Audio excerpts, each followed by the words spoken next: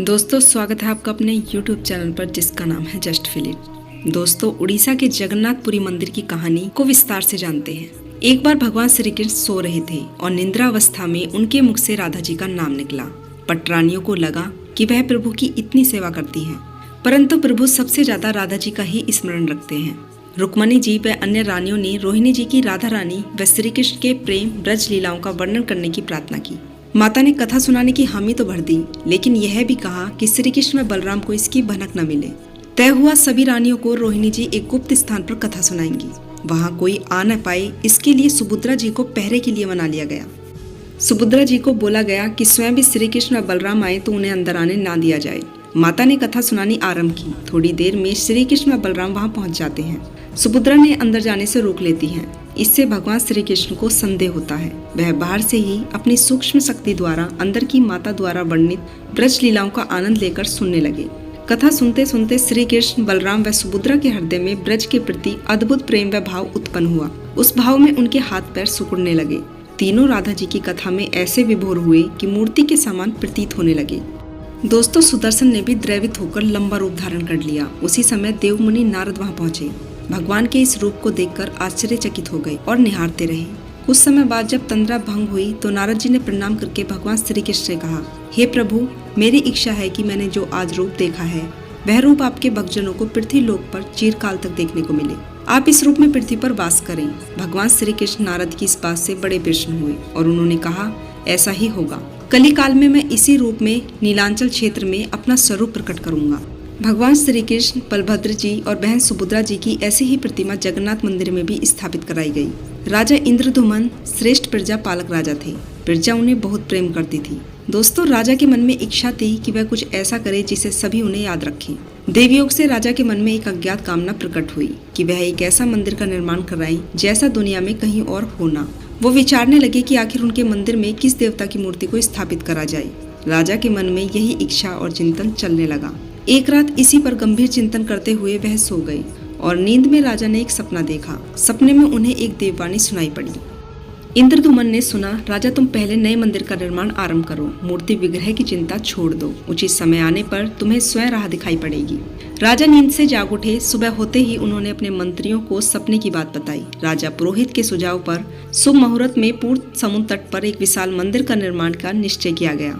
वैदिक मंत्र उच्चारण के साथ मंदिर निर्माण का श्री गणेश करा गया। राजा के मंदिर बनवाने की सूचना शिल्पकारियों और कारीगरों को हुई। सभी इसमें योगदान देने पहुंचे। दिन रात मंदिर के निर्माण में एकजुट हुए और कुछ ही वर्षों में मंदिर बनकर तैयार हो गया।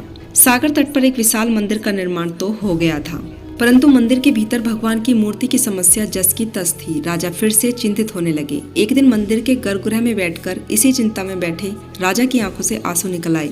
राजा ने भगवान से विनती की, प्रभु आपके किस स्वरूप को मैं इस मंदिर में स्थापित करूं? इसकी चिंता से मैं डरा हुआ हूं। मार्ग दिखाइए प्रभु। आपने सपने में जो संकेत दिया था उसे पूरा होने का समय कब आएगा? देव विग्रह विहीन मंदिर देखकर सभी मुझ पर हंसेंगे। राजा की आंखों से आंसू झर रहे थे और वह प्रभु से प्रार्थना करते जा रहे थे, प्रभु आपके आशीर्वाद से मेरा बड़ा सम्मान है। प्रजा समझेगी कि मैंने झूठ मूठ में सपने में आपके आदेश की बात कहकर इतना बड़ा काम कराया। हे प्रभु मार्ग दिखाइए। राजा दुखी मन से अपने महल में चले गए। उस रात को राजा ने फिर से एक सपना देखा। सपने में उन्हें देववाणी सुनाई दी, राजन यहाँ निकट में ही भगवान श्री कृष्ण का विग्रह रूप है। तुम्हें उसे खोजना होगा। तुम उन्हें खोजने का प्रयास करो, तुम्हें दर्शन मिलेंगे।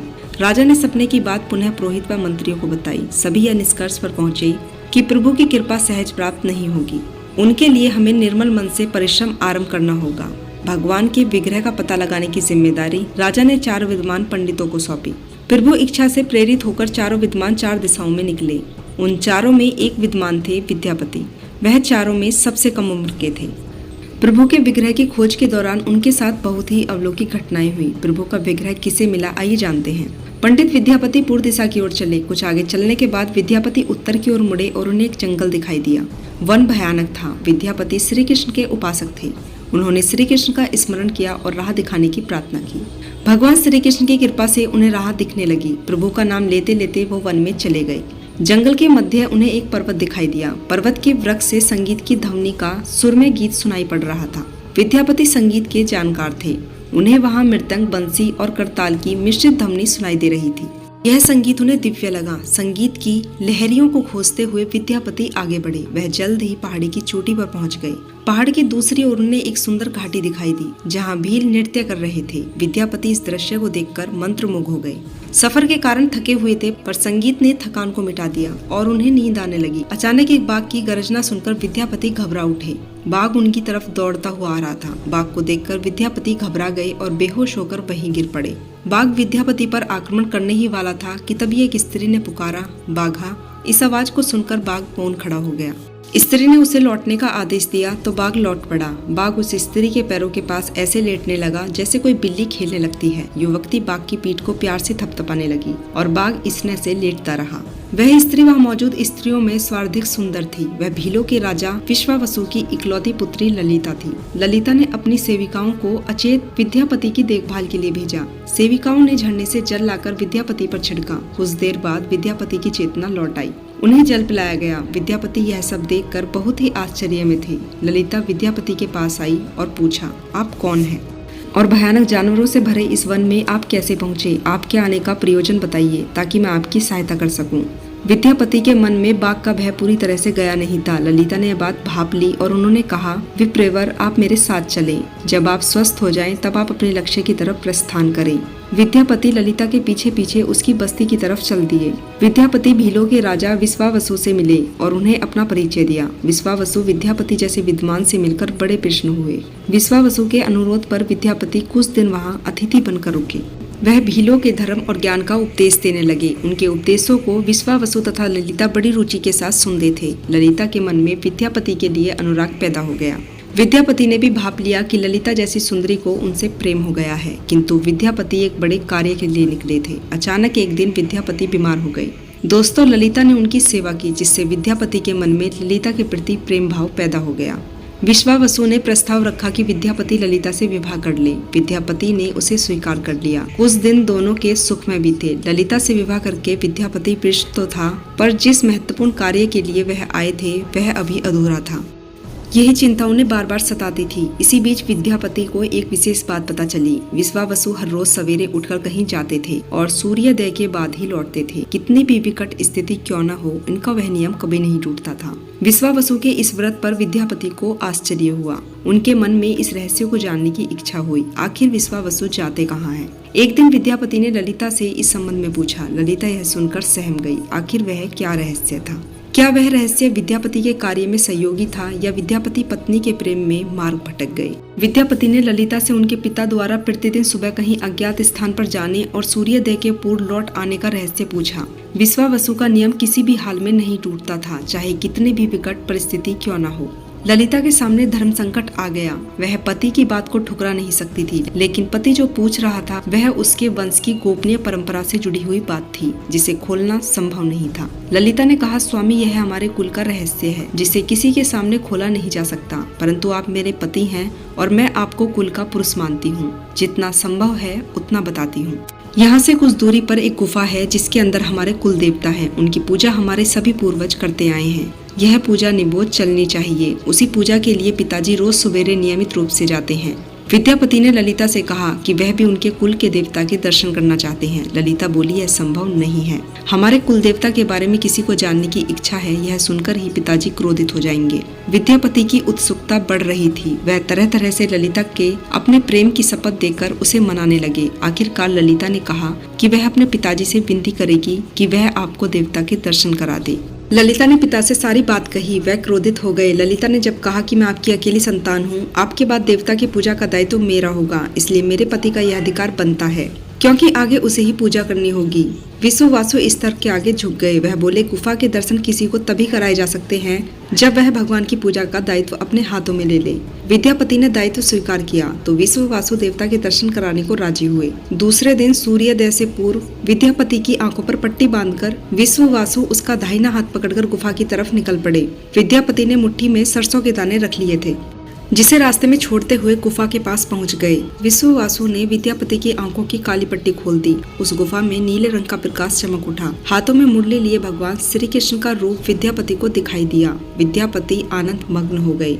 उन्होंने भगवान के दर्शन किए। दर्शन के बाद तो जैसे विद्यापति जाना ही नहीं चाहते थे। लौटने का आदेश दिया, फिर उनकी आंखों पर पट्टी बांधी और दोनों घर लौट आए। लौटने पर ललिता ने विद्यापति से पूछा। विद्यापति ने गुफा में देखे अलौकिक दृश्य के बारे में पत्नी को बताना भी उचित नहीं समझा।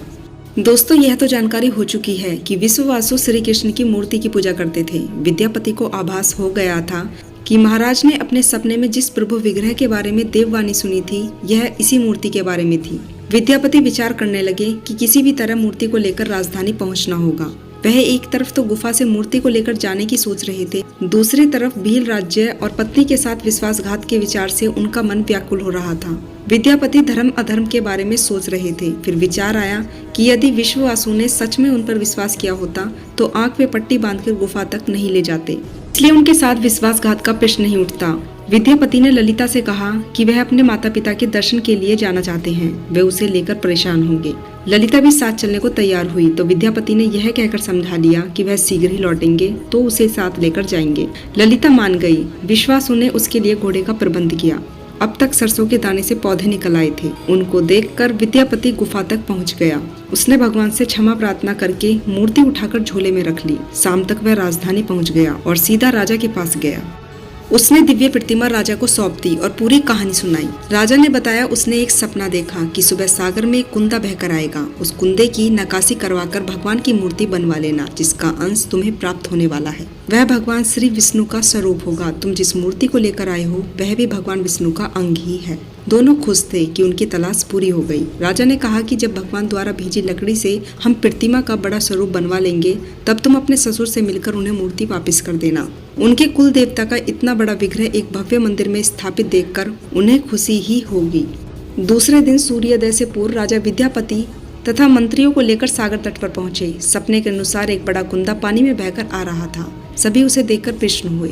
10 नावों में बैठे राजा के सेवक इस कुंदे को खींचने पहुंचे। मोटी मोटी रस्सियों से बांधकर खींचा जाने लगा, लेकिन कुंदा टस से मस नहीं हुआ। और लोग भेजे गए, लेकिन सैकड़ों लोग और नावों का प्रयोग करके भी कुंदे को हिलाया तक नहीं गया। सेनापति ने एक लंबी सेना कुंदे को खींचने के लिए भेजी। सारे सागर में सैनिक ही सैनिक नजर आने लगे, लेकिन सभी मिलकर भी कुंदे को अपने स्थान से हिला तक नहीं सके।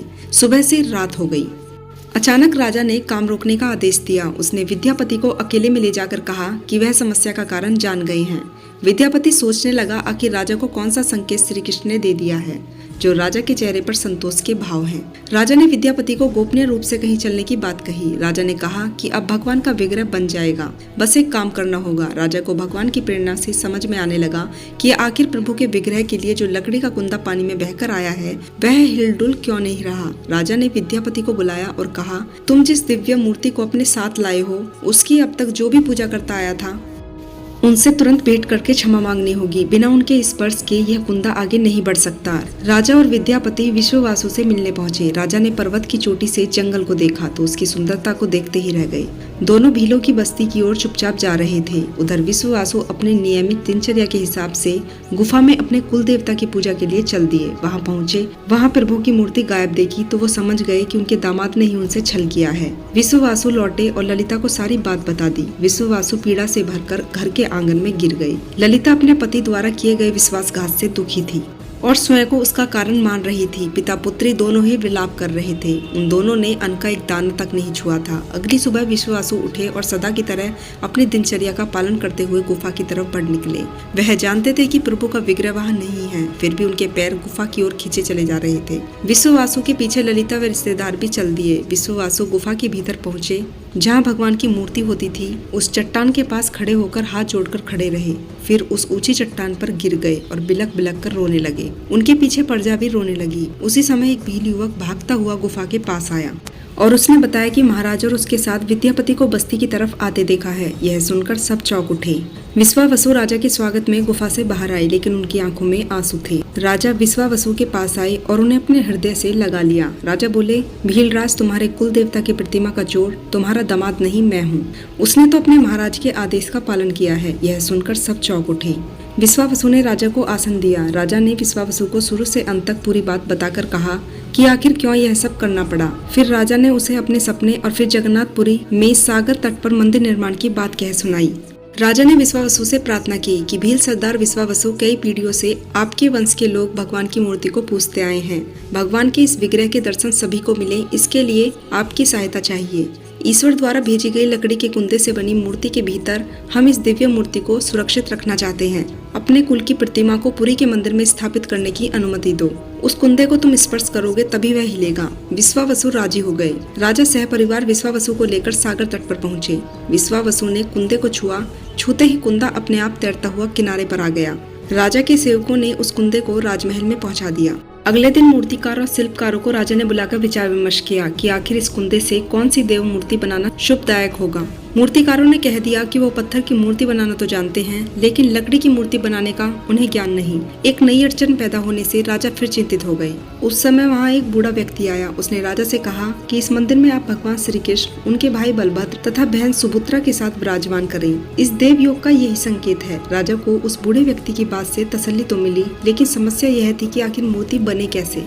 उस बूढ़े ने कहा कि मैं इस कला में कुशल हूँ, मैं इस पवित्र कार्य को पूरा करूंगा और मूर्ति बनाऊंगा, पर मेरी एक शर्त है। राजा प्रसन्न हो गए और उनकी शर्त पूछी। बूढ़े शिल्पी ने कहा कि मैं भगवान की मूर्ति निर्माण का काम एकांत में करूंगा और मैं इस काम को बंद कमरे में करूंगा। कार्य पूरा करने के बाद मैं स्वयं दरवाजा खोलकर बाहर आऊंगा। इसी बीच कोई मुझे नहीं बुलाए। राजा सहमत तो थे, लेकिन उन्हें एक चिंता हुई और वो बोले, यदि कोई आपके पास नहीं आएगा तो ऐसी हालत में आपके खाने पीने की व्यवस्था कैसे होगी। शिल्पी ने कहा कि जब तक मेरा कार्य पूरा नहीं होता मैं कुछ खाता पीता नहीं हूँ।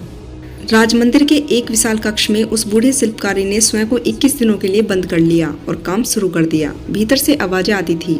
महारानी गुंडीचा देवी दरवाजे से कान लगाकर अक्सर छेनी हथौड़ी के चलने की आवाजें सुनती थी। महारानी रोज इस कमरे के दरवाजे पर कान लगाकर खड़ी हो जाती थी। 15 दिन बीत जाने के बाद उस कमरे से आवाज आनी बंद हो गई। जब मूर्तिकार के काम करने की आवाज न मिली तो रानी चिंतित हो गई। उन्हें लगा कि वृद्ध आदमी है, खाता पीता भी नहीं, कहीं उसके साथ कुछ अनिष्ट न हो गया हो। व्याकुल होकर रानी ने दरवाजे को धक्का देकर खोला और भीतर झांक कर देखा। रानी गुंडीचा देवी इस तरह मूर्तिकार को दिया हुआ वचन भंग कर देती है। मूर्तिकार अभी मूर्ति बना ही रहा था, परंतु रानी को देखते ही वह अदृश्य हो गई। मूर्ति निर्माण का कार्य अभी तक पूरा नहीं हुआ था। हाथ पैर का निर्माण पूर्ण नहीं हुआ था। वृद्ध शिल्पीकार के रूप में स्वयं देवता के शिल्पी भगवान विश्वकर्मा आए थे। उनके अदृश्य होते ही मूर्ति अधूरी रह गई। इस कारण आज भी यह मूर्ति वैसी ही है। उन प्रतिमाओं को ही मंदिर में स्थापित कराया गया। कहते हैं कि विश्वावसु एक बेहलिए के वंशज थे, जिन्होंने अनजाने में भगवान श्री कृष्ण की हत्या कर दी थी। विश्वावसु शायद श्री कृष्ण के पवित्र अवशेषों की पूजा करते थे। ये अवशेष मूर्तियों में छिपाकर रखे गए। विद्यापति और ललिता के वंशज, जिन्हें दैत्यपति कहते हैं, उनका परिवार ही अब यहाँ पूजा करते थे। रथ यात्रा का रहस्य। द्वारिका में सुभद्रा जी ने अपने भाई भगवान श्री कृष्ण और बलदाऊ जी से नगर भ्रमण करने का अनुरोध किया। तब वह दोनों अपने बीच में एक अलग रथ पर सुभद्रा जी को बिठाकर नगर भ्रमण को ले गए। इस स्मृति स्वरूप को यहाँ रथ यात्रा निकाली जाती है।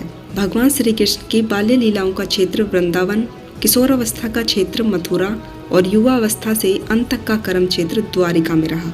और उनके देह परित्याग के पश्चात का स्वरूप भगवान जगन्नाथ है। पुरुषोत्तम क्षेत्र के पुरी के विशाल और भव्य मंदिर में मूल गर्भगृह में भगवान जगन्नाथ अपने बलदाऊजी और बहन सुभद्रा के साथ विराजमान है। विशालकाय परिसर में बने मंदिर का भव्य प्रवेश द्वार है। फिर ऊंचाई पर मंदिर है। भोगशाला, अद्र मंडप, मंडपम के उपरांत गर्भगृह में भगवान के लकड़ी से बने दिव्य विग्रह विराजमान है। परिसर में श्री गणेश जी, बलदाऊ जी की पत्नी श्री दुर्गा जी, श्री लक्ष्मी जी, सूर्य व चंद्रमा की प्रतिमाएं आसीन हैं। मंदिर के प्रथम तल पर श्री नरसिंह भगवान आसीन हैं। भगवान जगन्नाथ की पूजा आराधना के साथ कई बार भोग लगता है।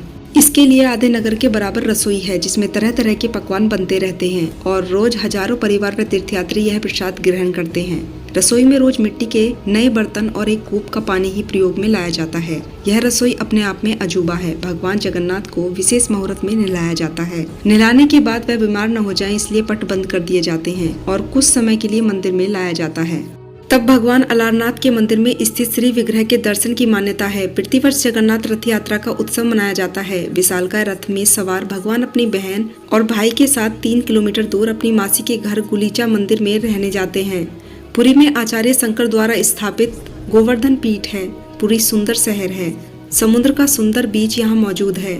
शंकराचार्य पीठ द्वारा रोज समुद्र की आरती की जाती है।